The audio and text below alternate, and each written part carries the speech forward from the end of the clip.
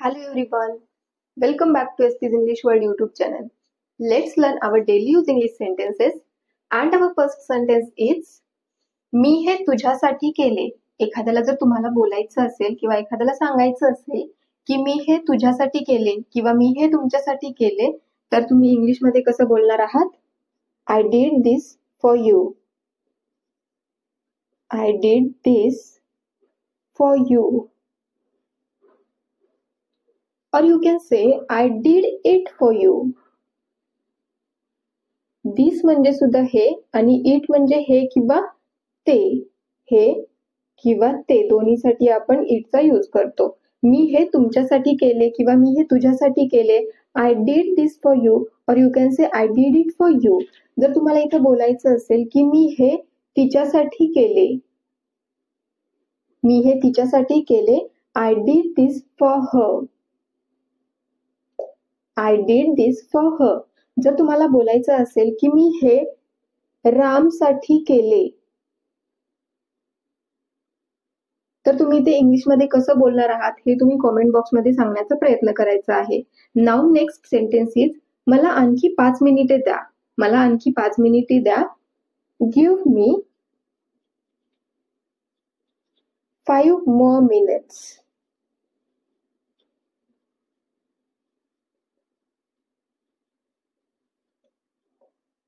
मला आणखी 5 मिनिटे द्या. Give me 5 more minutes. मी हे तुमच्यासाठी केले. I did this for you or you can say I did it for you. मी हे तिच्यासाठी केले.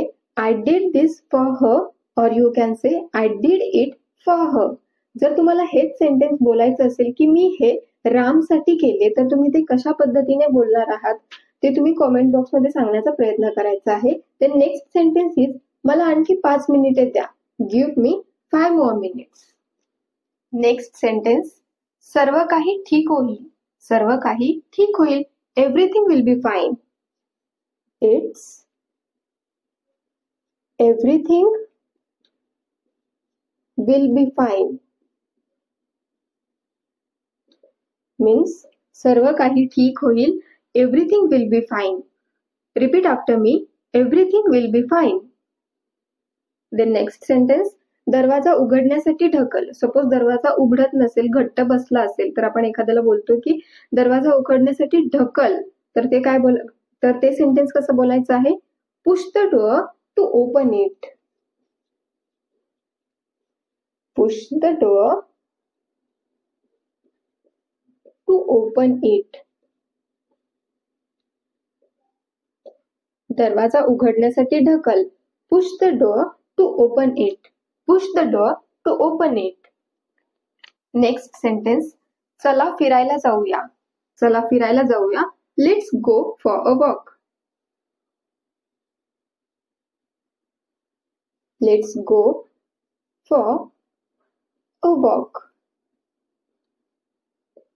चला फिरायला जाऊया. Let's go for a walk. The next मी त्याला ओळखू शकलो नाही. I couldn't recognize him.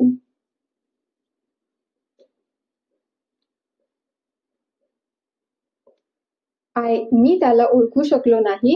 I couldn't recognize him. Recognize means ओळखणे. Recognize ओळखणे. I couldn't recognize him. मी त्याला ओळखू शकलो नाही. सपोज तुम्हाला बोलायचं आहे की मी नेहाला ओळखू शकलो नाही. मी नेहाला ओळखू शकलो नाही तर तुम्ही हे सेंटेन्स कशा पद्धतीने बोलणार आहात याचा आन्सर काय होणार आहे हे तुम्ही कमेंट बॉक्स मध्ये सांगण्याचा प्रयत्न करायचा आहे. Thanks for watching and keep practising because practice is must.